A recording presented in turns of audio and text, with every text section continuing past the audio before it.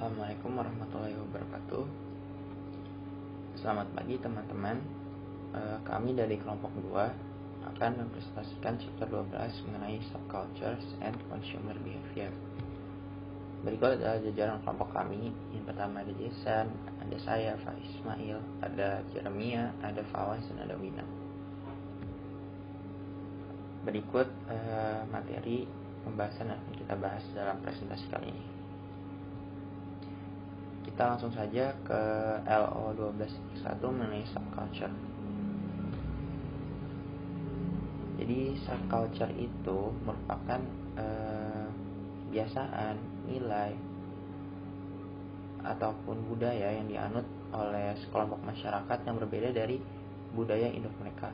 Nah, di Indonesia sendiri ini subculture-nya itu bisa dibagi dalam beberapa jenis. Jadi ada agama, ada etnisitas, ada geografi, ada generasi, dan ada gender. Di Indonesia sendiri ada beberapa agama yang diakui seperti Islam, Kristen, Hindu, Buddha, Konghucu, dan ada beberapa agama lainnya. Dan untuk di etnisitas sendiri itu di Indonesia itu sangat beragam, sehingga menimbulkan berbagai budaya atau nilai yang sangat beragam yang dianut oleh masyarakat Indonesia. Selanjutnya ada geografi. Secara garis besar geografi Indonesia dapat dibagi menjadi 3, itu Indonesia bagian barat, Indonesia bagian tengah, maupun bagian timur. Untuk generasi di Indonesia terdapat banyak generasi. Yang dapat saya contohkan di sini ada baby boomers, millennials, dan Gen Z. Dan untuk gender di Indonesia hanya mengakui laki-laki dan perempuan. Selanjutnya kita akan ke LO12.2 tentang pengaruh nationality, ethnicity, subcultures pada perilaku konsumen. Nah, jadi apa sih pengaruh etnisitas terhadap perilaku konsumen? Jadi keberagam etnisitas di Indonesia ini memegang nilai kepercayaan dan kebiasaan tersendiri terhadap gaya hidup yang dapat mempengaruhi perilaku konsumsi seperti pakaian, makanan, maupun konsumsi lainnya. Nah, contoh yang saya ambil di sini, yang pertama adalah konsumsi bahan pangan, yang dimana masyarakat Indonesia bagian barat seperti Sumatera, Jawa, ataupun bakal Kalimantan hingga Sulawesi itu cenderung untuk mengkonsumsi nasi sebagai bahan pangan utama mereka. Sedangkan masyarakat di bagian timur seperti Papua itu mengkonsumsi sagu sebagai bahan pangan utamanya. Terus salah satu contoh lain dari perilaku telekomunikasi dari pengaruh etnisitas terhadap perilaku konsumen adalah di perilaku telekomunikasi. Saya menemukan bahwa kalau masyarakat di daerah Sumatera itu cenderung lebih suka untuk jika menggunakan gadget atau gawai, itu mereka lebih cenderung untuk suka berkomunikasi via telepon. Sedangkan di masyarakat Jawa masyarakatnya lebih suka untuk berkomunikasi via chat. Selanjutnya presentasi akan dilanjutkan oleh teman saya. Perkenalkan, nama saya Jeremia Tiga Parulian. Saya akan melanjutkan presentasi dan sekarang kita akan membahas mengenai pengaruh agama terhadap perilaku konsumen. Jadi konsumen itu berasal dari latar belakang yang berbeda-beda dan termasuk juga agama mereka. Seringkali latar belakang agama ini juga memengaruhi bagaimana konsumen itu berperilaku. Berikut ini kita bisa lihat beberapa faktor yang memengaruhi hal ini. Yang pertama adalah kepercayaan, kemudian ajaran dalam agama, kemudian nilai yang dipegang. Contohnya itu umat Hindu di mana mereka memiliki kepercayaan bahwa sapi merupakan hewan yang suci dan juga dihormati, sehingga mereka tidak mengonsumsi daging sapi. Nah, dari faktor-faktor ini kita bisa melihat bahwa ini memengaruhi bagaimana konsumen membuat keputusan, kemudian pola pembelian konsumen, dan akhirnya memengaruhi juga konsumsi. Contohnya itu ada memunculkan seasonal demand, kemudian ada persepsi tertentu dari konsumen terhadap suatu produk, kemudian memengaruhi spending behavior. Untuk lebih jelasnya, saya akan memberikan contohnya dengan hal yang ada di Indonesia. Jadi yang pengaruh pertama tadi itu adanya memunculkan seasonal demand. Contohnya itu di agama Islam ada bulan Ramadan, di mana umat Muslim berpuasa selama sebulan penuh dan biasanya menjelang akhir bulan Ramadan ini, permintaan terhadap baju gamis, kemudian kue-kue lebaran atau kue toples, kemudian tiket transportasi umum seperti kereta api, kapal, pesawat, dan bus itu akan meningkat karena mereka akan mudik. Kemudian juga selama bulan Ramadan biasanya restoran akan ramai pada saat jam-jam buka puasa karena konsumen dari organisasi atau perusahaan itu akan mengadakan acara buka bersama. Sehingga hal ini memunculkan seasonal demand pada saat bulan Ramadan tadi. Kemudian contoh keduanya adalah di mana pada saat Natal permintaan terhadap pohon Natal, kemudian buket bunga, dan dekorasi-dekorasi Natal itu juga akan meningkat. Sehingga kita bisa melihat banyak pada saat bulan Desember itu departemen store yang memajang pohon Natal. Karena biasanya di bulan Desember ini terjadi seasonal demand untuk dekorasi Natal dan pohon Natal. Pengaruh yang kedua itu terhadap persepsi dan sikap konsumen dalam mengkonsumsi produk. Contohnya itu, di agama Islam kan ada hal-hal yang tidak boleh dikonsumsi dan perlu dipastikan kehalalannya ketika ingin mengkonsumsi suatu produk. Oleh karena itu, konsumen ini akan lebih selektif ketika mereka memilih produk yang akan mereka beli. Nah, hal ini juga memengaruhi ke produsen tadi, di mana produsen atau penjual itu banyak yang mencantumkan logo halal dalam kemasan produk mereka, baik itu produk makanan atau produk kosmetik misalnya, untuk membantu konsumen yang beragama Islam tadi mengetahui apakah produk tersebut halal atau tidak.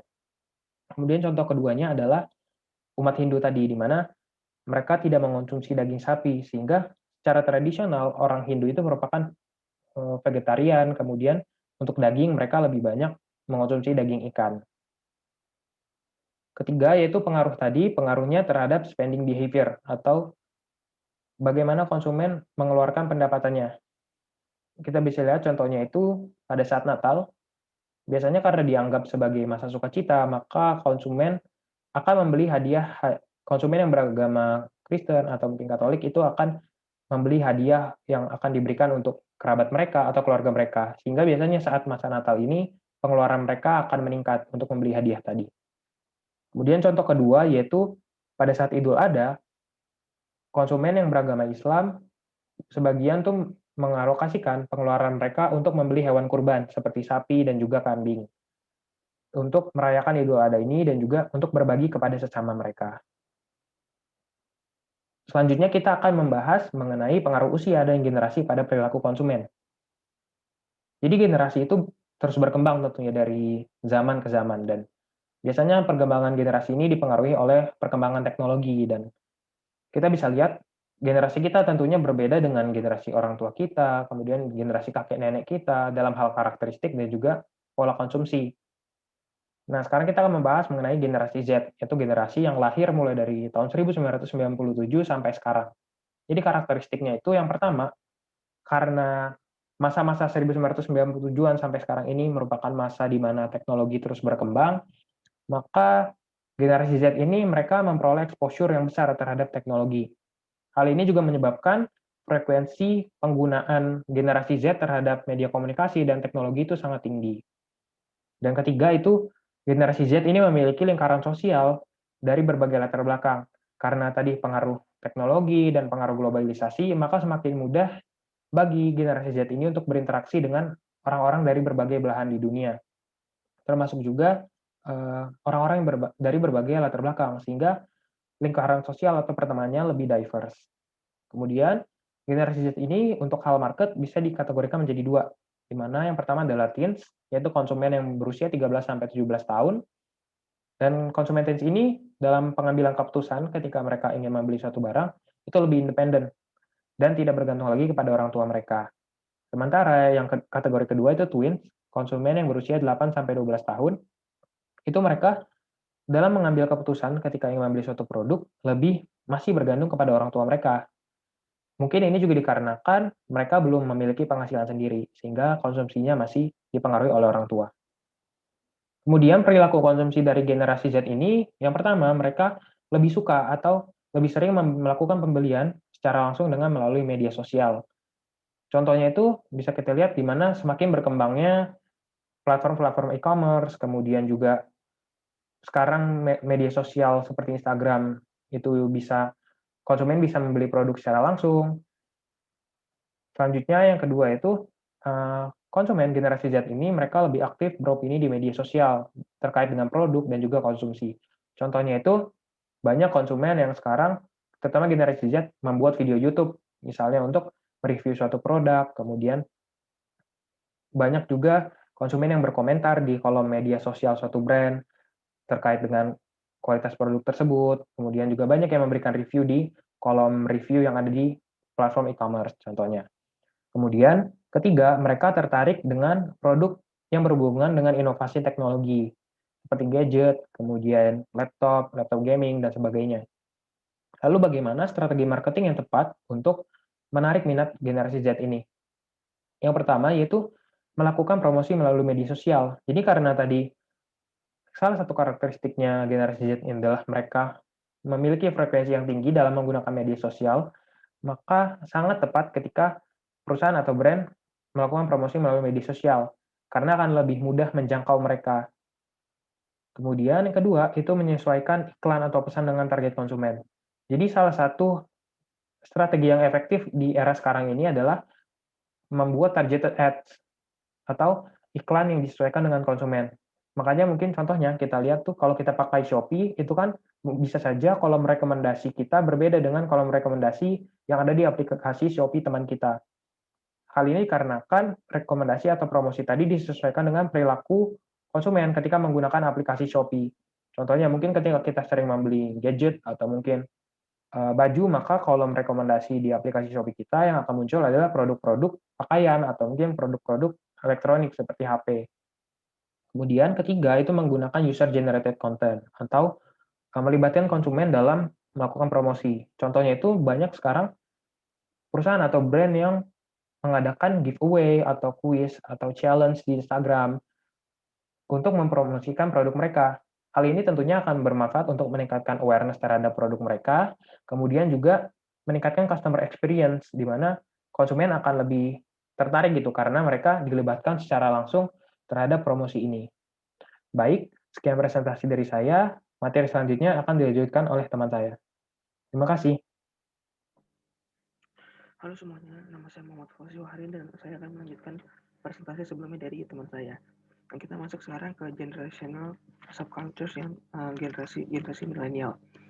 Milenial atau eco boomers atau generasi Y atau generasi Y adalah orang yang lahir antara tahun 1980 hingga 1996. Namun beberapa sejarawan memasukkan orang yang lahir pada tahun akhir 1970-an dan akhir 1990-an juga. Nah, konsumen milenial cenderung paham teknologi dan pengguna berat media sosial. Mereka seringkali tidak responsif terhadap komunikasi pemasaran yang mereka hadapi dalam kehidupan sehari-hari. Mereka sangat ingin mengakses informasi di mana saja dan kapan saja. Dan pemasar harus mencari cara untuk melibatkan mereka melalui hiburan dan musik. Nah, salah satu utama masalah yang dihadapi perusahaan ketika menargetkan milenial adalah keterpaparan mereka yang begitu banyak pada pilihan media-media yang ada. Nah, anggota gen milenial tumbuh dengan teknologi dan menerimanya. Mereka mudah bosan, mereka lebih percaya diri daripada generasi lain pada usia mereka, karena tumbuh di dalam rumah tangga yang berpusat pada anak, masyarakat yang berorientasi pada pemuda. Nah, sebagai konsumen, mereka menginginkan perputaran produk yang lebih cepat, promosi yang relevan secara pribadi, dan platform pemasaran yang interaktif. Banyak yang ingin mendesain produk mereka sendiri, membangun dan mengelola jaringan mereka sendiri, dan menilai produk. Mereka merasa nyaman dengan berbelanja online atau berbelanja di perangkat seluler mereka untuk berbagai produk, misalnya makanan dan hal yang berbau dengan teknologi. Dan mereka berbelanja melalui berbagai opsi pengiriman, misalnya pengiriman langsung ke rumah, atau misalnya pesan antar online, dan pengambilan di toko. Lalu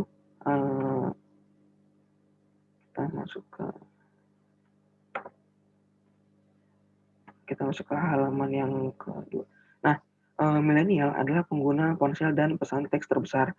Penelitian menemukan bahwa 63% anggota Gen Y atau milenial menggunakan pesan teks dibandingkan dengan hanya 31% anggota Gen X.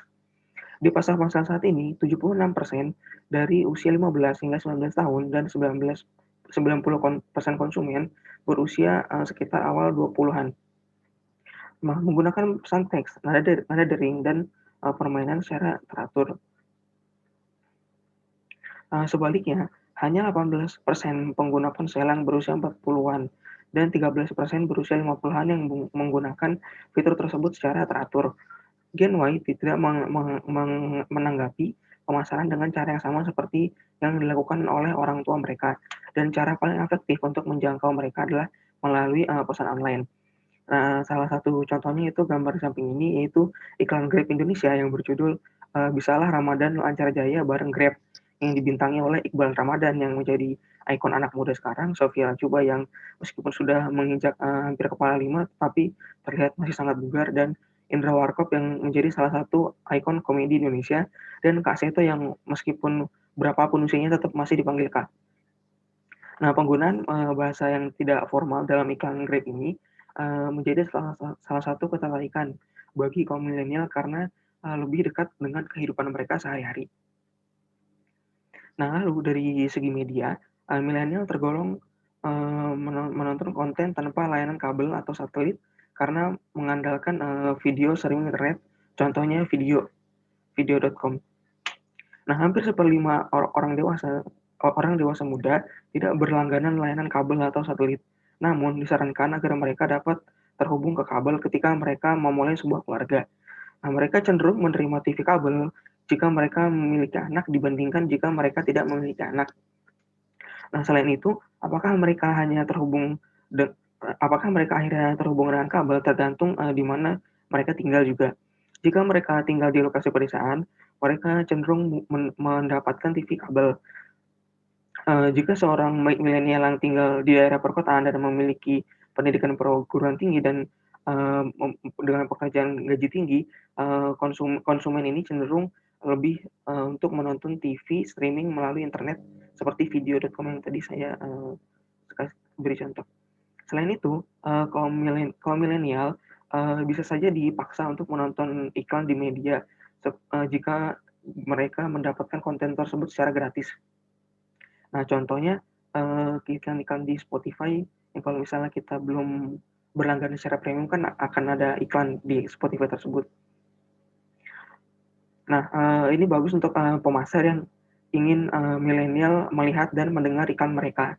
Namun kaum milenial meskipun seperti itu cenderung terganggu. Mereka tidak terlalu memperhatikan iklan dan kesulitan mengingat iklan dan merek. Lalu yang ketiga kita masuk ke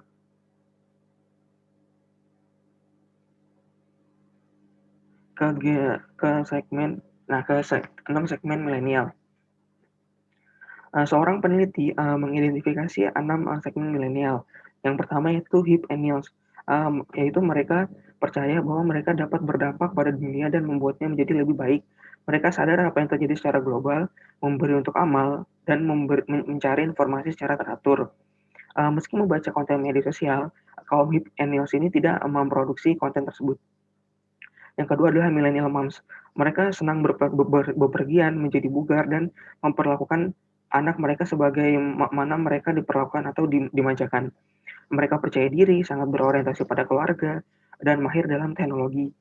Nah, mereka berpartisipasi dalam jejaring sosial online dan sangat terikat oleh kelompok-kelompok sebaya mereka.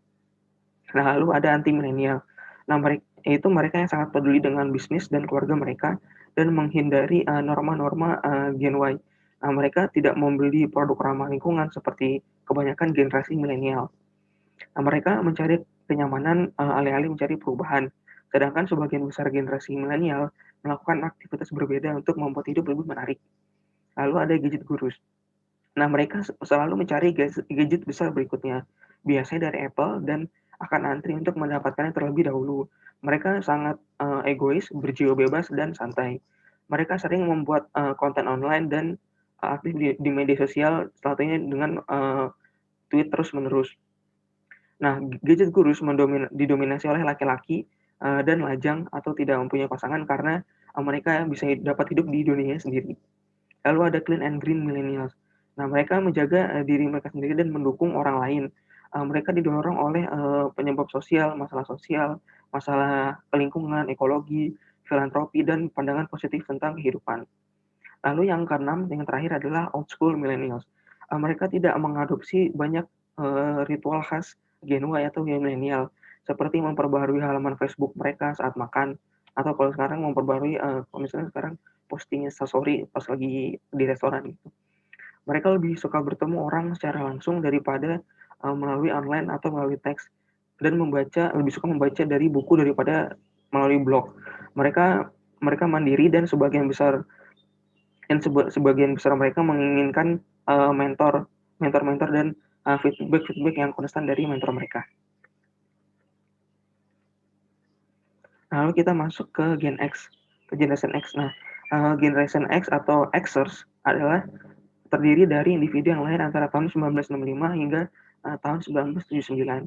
Nah, mereka tidak menyukai label dan umumnya tidak ingin dipilih dan dipasarkan.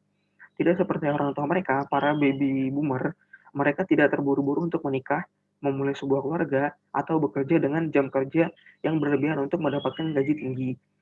Nah, untuk konsumen Gen X, kepuasan kerja biasanya lebih penting daripada gaji. Misalnya, dikatakan bahwa generasi baby boomer hidup untuk bekerja, sedangkan generasi X bekerja untuk hidup. Nah, generasi X menolak nilai-nilai rekan kerja mereka yang lebih tua, yang cukup sering mengabaikan keluarga mereka sambil berjuang untuk mendapatkan gaji dan kemajuan karir yang lebih tinggi. Dan banyak yang mengamati orang tua mereka di PHK setelah bertahun-tahun setia kepada perusahaan. Nah, oleh karena itu mereka generasi X ini tidak terlalu tertarik pada pekerjaan jangka panjang dengan satu perusahaan, tetapi lebih memilih bekerja di perusahaan yang menawarkan fleksibilitas kehidupan kerja dan dapat membawa beberapa aspek menyenangkan dalam lingkungan kerja tersebut. Xers atau generasi X memahami perlunya uang, tetapi tidak memandang gaji sebagai alasan yang cukup untuk tetap bersama perusahaan. Namun kualitas pekerjaan itu sendiri dan hubungan yang dibangun saat bekerja jauh lebih penting dibandingkan gaji tersebut. Nah, bagi generasi X lebih penting untuk menikmati hidup dan memiliki gaya hidup yang memberikan kebebasan dan fleksibilitas. Nah, anggota Gen X juga adalah konsumen yang canggih. Meski banyak yang mengklaim bahwa Gen X ini materialistis, mereka memang membeli barang-barang yang bergengsi dan mahal, tetapi belum tentu berasal dari label-label desainer yang terkenal. Nah, mereka dikenal sebagai pemasar sebagai kelompok dengan hak mereka sendiri. Oleh karena itu, iklan yang ditargetkan untuk audiens ini harus fokus pada gaya musik, mode, dan bahasa mereka. Nah, salah satu kunci bagi pemasar untuk menggait kaum Gen X ini sepertinya adalah ketulusan. Kaum generasi X tidak menentang iklan, tetapi mereka sangat menentang ketidaktulusan. Nah, pola eksposur media dari baby boomer, orang tua mereka dan mereka sendiri itu Gen X sangat berbeda. Secara khusus, 65% dari mereka yang berusia 50 hingga 64 tahun dan 55% dari usia 30 dan 49 tahun membaca koran secara teratur, tetapi hanya 39% dari generasi X yang lebih muda yang secara teratur membaca koran. Generasi X adalah generasi MTV atau musik television, dan oleh karena itu mereka menggunakan internet lebih banyak daripada kelompok usia lainnya. Misalnya 60% generasi X telah mencoba perbankan online, sedangkan hanya 38 anggota generasi Y atau generasi Y yang telah mencoba perbankan online. Nah, jaringan hotel juga membuat perubahan dalam penawaran mereka untuk lebih menarik Gen X. Grup pelanggan hotel yang tumbuh paling cepat, Jiwa Marriott misalnya, telah merombak kamar untuk menyertakan TV model terbaru, akses internet berkecepatan tinggi, kursi meja yang ergonomis, dan spray dan spring bed yang berkualitas tinggi, sehingga akan meningkatkan kenyamanan bagi tamu-tamunya. Lalu selanjutnya, menjadi kaum online sangat mudah bagi kaum Gen X, karena mereka tumbuh dengan keunggulan teknologi komputer dan menghabiskan waktu online dan mencari informasi adalah bagian penting dari kehidupan sehari-hari para Gen X ini. Nah, mereka melihat komputer, ponsel, dan teknologi sebagai alat yang tanda kutip ramah untuk mengatur waktu mereka, dan merasa bahwa internet telah memberikan pengaruh yang besar dan positif bagi masyarakat. Nah, hal yang berkaitan dengan online Gen X dapat dilihat dari grafik ini. Nah, kita lihat hampir 100% bahkan generasi X sudah pernah mengirimkan atau membaca email. dan lebih dari 80% bahkan seperti lebih dari 90% sudah menggunakan search engine seperti Google dan lain-lain. Dan banyak lagi data-data di sini yang bisa kita baca. Dan segitu saja presentasi dari saya akan dilanjutkan selanjutnya oleh teman saya. Terima kasih. Oke, selanjutnya akan kita mempelajari mengenai baby boomers. Setelah kita mempelajari banyak dari generational subculture sebelumnya, seperti millennials, generational X, kita akan mempelajari kali ini tentang baby boomers. Nah, baby boomers ini ada generational subculture yang lahir sekitar pada tahun 1946 sampai 1964. Nah, ini ada beberapa karakteristik dari baby boomers. Pertama, baby boomers ini relatif memiliki pekerjaan profesional. Biasanya pada usia seperti itu, para customer ini sudah memiliki pendapatan yang relatif stabil dan tinggi, dan kemudian biasanya juga sudah menjabat pada jabatan tinggi di perusahaan. Nah, terus kemudian seringkali customer ini memiliki purchasing yang serupa untuk semua kategori produk. Nah, maksudnya apa? Maksudnya karena baby boomers ini sudah menjadi customer dalam cukup waktu yang lama ya, seumur hidup mereka, mereka sudah memiliki benchmark akan produk yang akan mereka pilih. Ada yang mengutamakan brand, kemudian ada juga yang mengutamakan fungsi, kualitas, dan sebagainya. Nah, kemudian baby boomers ini juga cenderung banyak melakukan spending karena mereka ini sudah tidak memikirkan untuk saving masa depan untuk mereka sendiri, sehingga mereka cenderung lebih mengutamakan untuk memuaskan keinginan mereka. Nah, untuk pengelompokan sendiri, baby boomers ini bisa dikelompokkan dengan older customer dan young customer. Nah, older customer ini merupakan baby boomers yang berusia sekitar 70 tahun lebih. Nah, spesifikasinya akan dijelaskan pada slide-slide berikutnya oleh teman saya, Wina. Nah, untuk older customer ini cenderung lebih memiliki kebutuhan dalam bidang-bidang kesehatan. Nah, mungkin contoh seperti vitamin, kursi roda, dan sebagainya. Sedangkan untuk yang customer ini cenderung baby boomers yang masih lebih muda ya. Mungkin sekitar umur 50 sampai 60-an. Nah, ini masih lebih mengutamakan luxury dan satisfaction. Nah, untuk preferensinya berdasarkan kelompokan tersebut bahwa biasanya baby boomers ini lebih memprefer barang-barang yang bersifat kesehatan, kecantikan. Nah, serta juga mau mencoba produk baru dan mengutamakan brand. Nah, mengapa kesehatan kecantikan? Biasanya untuk baby boomers ini, meskipun mereka sudah tua, mereka tetap ingin terlihat muda. Contohnya mungkin banyak yang melakukan operasi plastik, seperti itu. Kemudian untuk kesehatan juga, itu tidak hanya untuk memenuhi kebutuhan fisik, tapi juga bisa berpengaruh pada kecantikan. Nah, untuk mau mencoba produk baru, biasanya baby boomers ini rela untuk menginvestasikan uangnya untuk mencoba inovasi baru pada suatu produk. Karena mereka menganggap bahwa ini bisa memberikan benefits yang belum pernah mereka dapatkan sebelumnya. Ini dalam rangka untuk memenuhi satisfaction mereka juga. Mungkin contohnya ada penemuan pada terapi punggung yang bisa menghilangkan kebungkukan contohnya. Nah, kemudian mereka juga mengutamakan brand karena mereka lebih mengutamakan untuk kualitas. Mereka tidak ingin membuang waktu untuk mengonsumsi produk yang bisa zonk ternyata kualitasnya buruk seperti itu. Mungkin contoh dari baby boomers ini di Indonesia adalah mungkin contohnya Hotmart Paris ya. Kalau Hotmart Paris kan kalau membeli sesuatu pastinya kalau kita lihat selama ini ya bahwa Hotmart Paris ini sering mengutamakan brand, membeli mobil yang mewah, baju yang lebih mahal gitu dan sebagainya. Nah, kemudian untuk baby boomers ini apa sih strategi marketing bisa dilakukan oleh marketers? Nah, untuk strategi marketing, marketers ini harus fokus mengutamakan pada fungsi dan manfaat pada produk. Intinya bahwa marketers ini harus lebih menonjolkan pada kualitas yang ditawarkan oleh produk. Nah, kemudian untuk harga jangan menetapkan harga yang terlalu rendah dan jangan memberikan baik diskon karena customer ini lebih mengutamakan kepada brand dan juga kualitas. Apabila menetapkan harga yang terlalu rendah, maka bisa dianggap memiliki kualitas yang buruk. Seperti itu. Dan kemudian diskon juga bisa mencerminkan kontras pada branding. Produk yang didiskonkan bisa dianggap sebagai produk yang barang murahan. Seperti itu. Oke, selanjutnya. Nah, kalau yang kita lihat bahwa baby boomers ini cenderung merupakan customer yang tua, tapi sesungguhnya walaupun customer tua dari luar, belum tentu dia merasa tua dari dalam. Di sini kita mempelajari mengenai describing age. Di sini ada pendahuluan, ada quotes dari Benjamin Franklin bahwa orang-orang yang bisa mencintai secara mendalam tidak akan pernah tua. Mungkin mereka meninggal dalam usia tua, tapi jiwa mereka tetap muda. Berdasarkan kutipan dari Benjamin Franklin.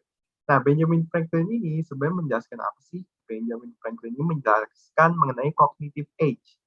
Nah, jadi cognitive age ini adalah usia yang sesungguhnya dirasakan, bukan merupakan usia secara kronologis. Karena ada di tahun 2020, berarti umur saya segini. Nah, bukan seperti itu, tapi bukan usia yang mereka rasa dari dalam diri mereka. Nah, ini ada jenis-jenisnya dari cognitive age. Pertama, feel age. Jadi, jiwa yang mereka rasakan bahwa meskipun mereka terlihat 70, tapi mereka masih berjiwa muda. Mungkin di sini kita sering mendengar term dari nenek berjiwa muda ya, seperti itu contohnya. Nah, kemudian look age ini penampilan yang terlihat muda, meskipun sungguhnya usianya sudah tua. Seperti itu. Mungkin di Indonesia contohnya ada namanya Dewi Puspa. Dewi Puspa ini adalah seorang nenek yang berusia 61 tahun, tapi masih berpenampilan seperti umur 20-an. Seperti itu. Nah, kemudian ada due age, ini merupakan aktivitas yang dilakukan oleh orang tersebut. Nah, mungkin contohnya meskipun sudah tua, sudah kayak kakek, tapi ia masih aktif bersama dengan grup-grupnya, menjalankan aktivitas layaknya seperti para anak-anak muda gitu, berkumpul, mungkin jalan-jalan ke mall, dan sebagainya. Nah, kemudian juga ada interest age. Jadi, interest yang dia punya ini tidak jauh berbeda dari para kaum milenial. Nah, itu menunjukkan bahwa meskipun dia juga berumur tua, maka interest yang dia punya belum tentu tua. Dan bisa juga dia masih memiliki interest seperti para kaum muda. Nah, implikasinya apa sih terhadap marketing? Jadi dalam marketing ini, dalam memasarkan produk ini, kita tidak bisa hanya melihat pada fisik dari customer. Mungkin kita melihat baby boomers, tapi kita juga harus mengetahui cognitive age apa sih yang sebenarnya dipunyai atau dipikirkan oleh si customer ini. Jadi mungkin kalau sebagai sales, itu kita tidak bisa hanya melihat berdasarkan umur atau penampilan fisik, tapi kita juga mungkin harus mengajak ngobrol terlebih dahulu terkait apa sih kira-kira value yang customer ini punya, kemudian preferensi apa, karena bisa aja mereka ini memiliki preferensi anak muda. Selain itu, dengan cognitive age ini bisa dijadikan sebagai segmentasi apabila marketers ini mau melakukan segmentasi yang lebih spesifik.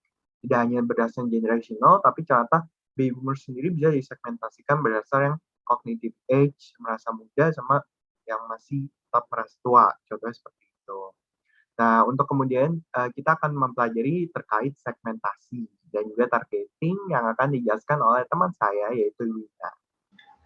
Sebelumnya, perkenalkan nama saya Wina Wijayanti. Saya akan melanjutkan presentasi dari teman saya sebelumnya mengenai older consumer, yaitu tentang segmentation and targeting.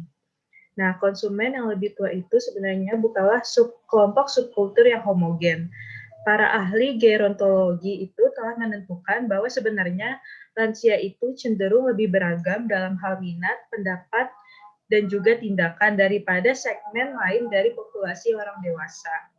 Nah, para ahli sendiri juga membagi lansia menjadi 3 kategori usia kronologis.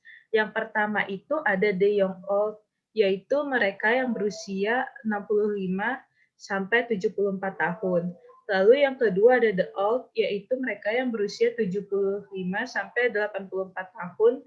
Dan yang ketiga ada the old, yaitu mereka yang berusia 85 tahun ke atas.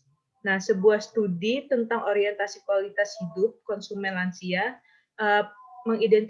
mengidentifikasikan kelompok lansia yang berbeda.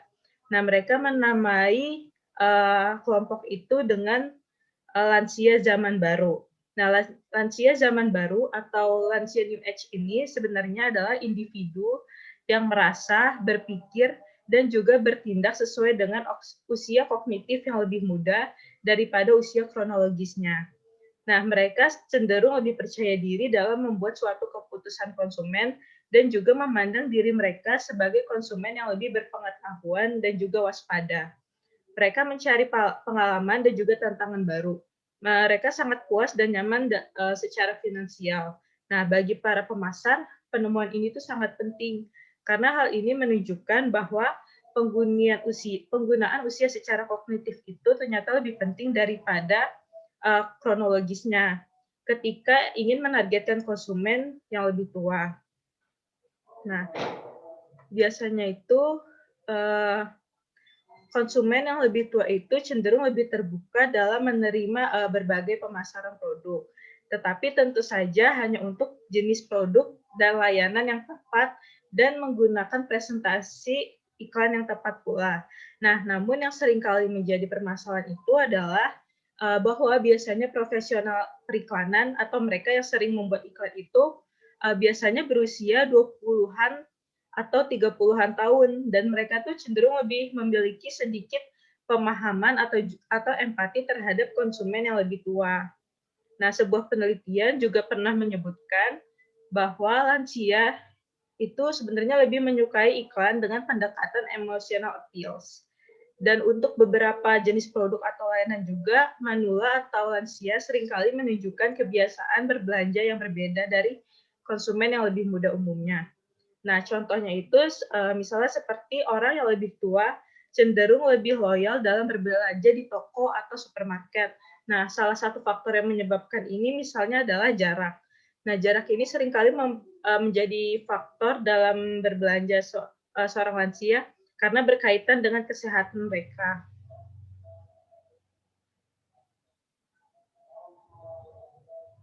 Nah, yang selanjutnya ini ada teknologi dalam generasi.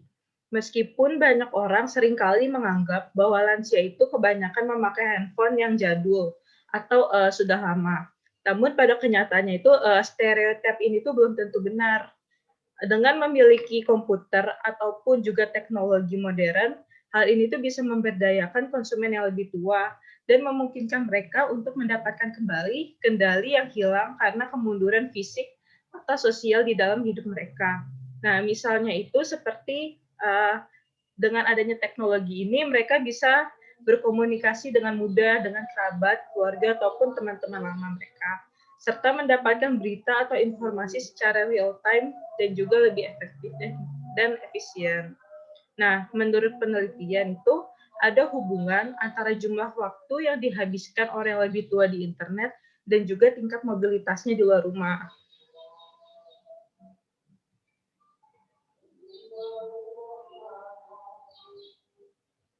Berikutnya ada gender subcultures. Nah, apa itu gender subcultures? Nah, itu adalah anggota dengan jenis kelamin yang sama, cenderung berperilaku serupa di pasar dan karenanya membentuk sebuah subkultur. Nah, dalam setiap masyarakat itu tuh umum biasanya ketika kita menemukan produk yang secara eksklusif atau sangat terkait dengan anggota dari salah satu jenis kelamin. Misalnya seperti peralatan cukur, cerutu atau rokok, celana, dan dasi atau pakaian kerja itu secara historis cenderung dikaitkan dengan produk pria.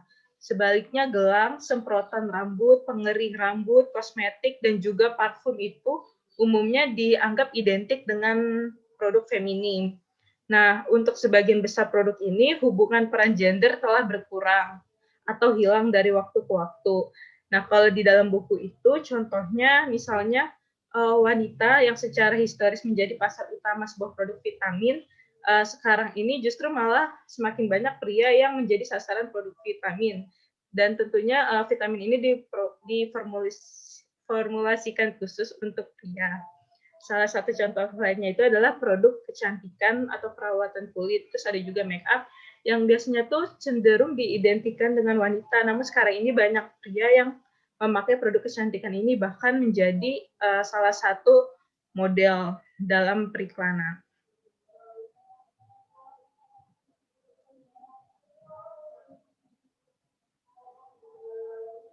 Nah, berikutnya ada women in advertisements.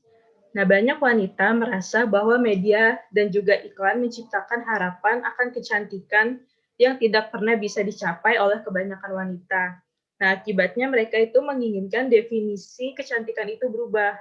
Kalau di buku itu salah satu contohnya itu ada produk Dove yang memiliki kampanye tentang penggambaran tradisional tentang kecantikan dan juga menawarkan penggambaran wanita yang lebih realistis. Nah, kampanye ini tuh ingin memberitahu bahwa kecantikan itu bisa datang dari berbagai bentuk, ukuran, dan juga warna. Nah, untuk contoh lainnya itu misalnya Wardah, yaitu produk kecantikan lokal yang memiliki tagline Feel the Beauty, di mana Wardah sendiri berusaha menyampaikan bahwa kecantikan itu bukan hanya sesuatu yang ditampilkan melalui fisik saja, melainkan sesuatu yang terpancar dari dalam wanita. Nah, berikutnya itu ada working woman. Nah, sebenarnya itu ada banyak sekali perbedaan penting antara perempuan yang bekerja dan juga Nah, banyak pemasar yang tertarik dengan wanita yang bekerja di luar rumah, terutama wanita pekerja yang sudah menikah. Mereka itu menyadari bahwa wanita pekerja yang sudah menikah adalah segmen pasar yang besar dan juga berkembang.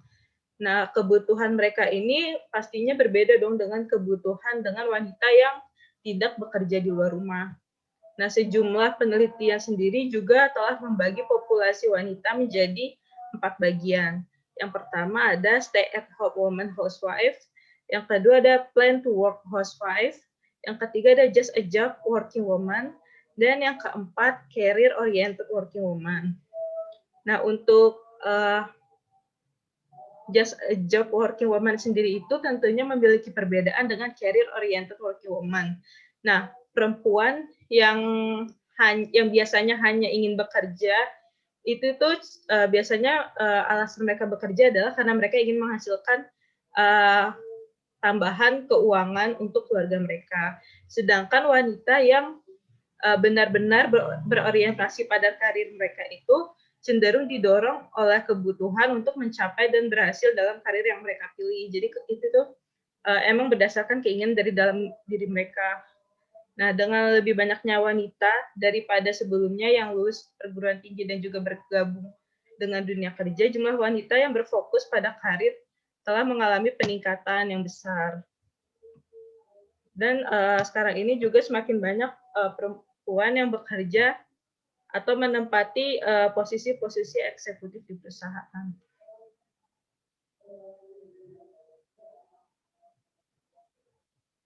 Nah, berikut ini merupakan segmenting dari working woman. Yang pertama itu ada the independent. Nah, the independent ini adalah perempuan single yang berusia dari 28 sampai 34 tahun dengan pendapatan rata-rata $33.200.